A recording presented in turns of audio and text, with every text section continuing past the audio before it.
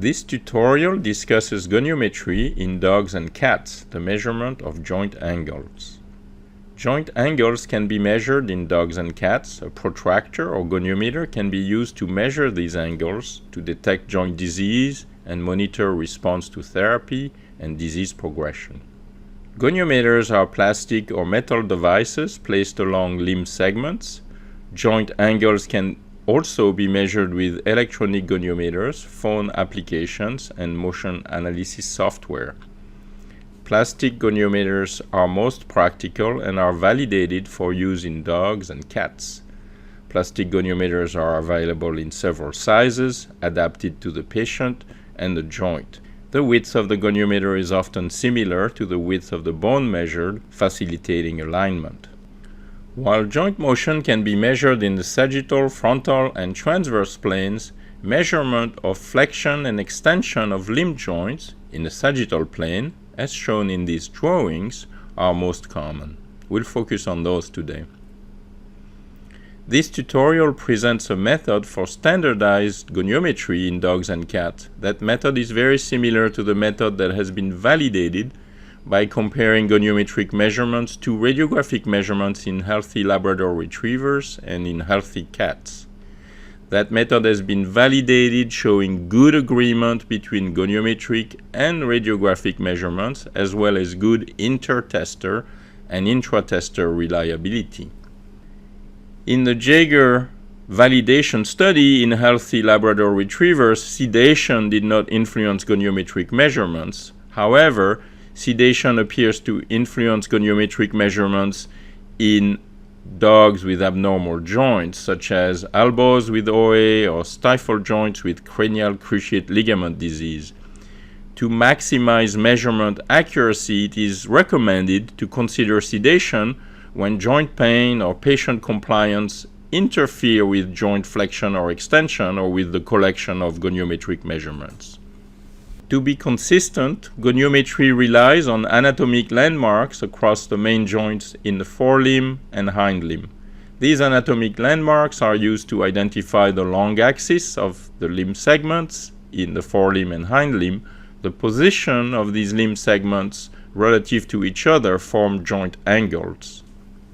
Goniometry presents a set of challenges. Accurate measurements require being familiar with the goniometer and reading the goniometer quickly and accurately. Goniometers have varying labeling. Here, I am reading an angle on the near side of a goniometer. Here is a joint angle of 40 degrees and another angle of 150 degrees. Other technical challenges or sources of error include controlling joint motion and the position of the goniometer. I personally control joint motion with my fingers while controlling each arm of the goniometer with my thumbs. Placing the center of rotation of the goniometer and aligning the arms of the goniometer accurately is also important.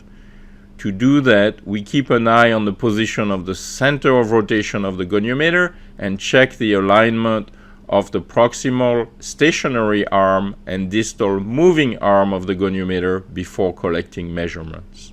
The last challenge is reading the goniometer and rounding the measurement correctly. Measurements are generally rounded to the nearest degree. Let's first look at the landmarks on a dog skeleton. In the shoulder, we look at the scapula, the shoulder, and find the spine of the scapula with 3 fingers. We'll find the greater tubercle cranially and the humeral head, the lateral epicondyle, and the antebrachium. We'll find the craniocaudal midpoint and the metacarpals. In the pelvic limb, we'll find the tuber sacrale and tuber sciaticum to define the long axis of the pelvis, the greater trochanter, the patella and lateral fabella, the tibial tubercle and the fibular head, going down to the lateral malleolus and the metatarsals. These landmarks and methods are used to measure both flexion and extension in dogs and cats. There are slight differences between the method presented here and the method described in Jaeger's validation study in Labrador retrievers. At the proximal aspect of the humerus, since the insertion site of the infraspinatus muscle is unlikely to be palpable, the goniometer is aligned with the craniocaudal midpoint of the humerus at its proximal aspect. Similarly, for the distal femur, since the femoral epicondyle is unlikely to be palpable, the goniometer is aligned with the craniocaudal midpoint between the patella and the lateral fabella. On a dog, we look for similar landmarks: spine of the scapula, the proximal aspect of the humerus, the greater tubercle and the humeral head, the lateral epicondyle, the antebrachium going down to the craniocaudal midpoint, and the metacarpals. To collect goniometric measurements, we'll align our goniometer with the spine of the scapula and the humerus. We'll measure flexion, then extension.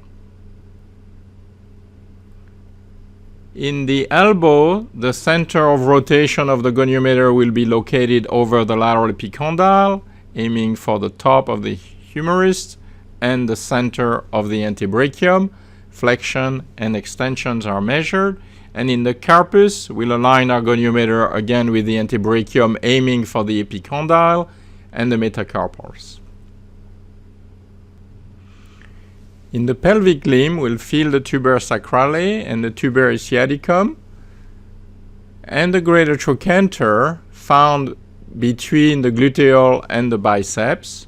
The greater trochanter will move down the femur to the patella and the lateral fabella, the tibial tubercle and the fibular head, and along the fibula down to the lateral malleolus and the metatarsals. Again, briefly, tuber sacrale, tuber sciaticum, greater trochanter, patella and lateral fabella, tibial tubercle and fibular head, lateral malleolus and metatarsals.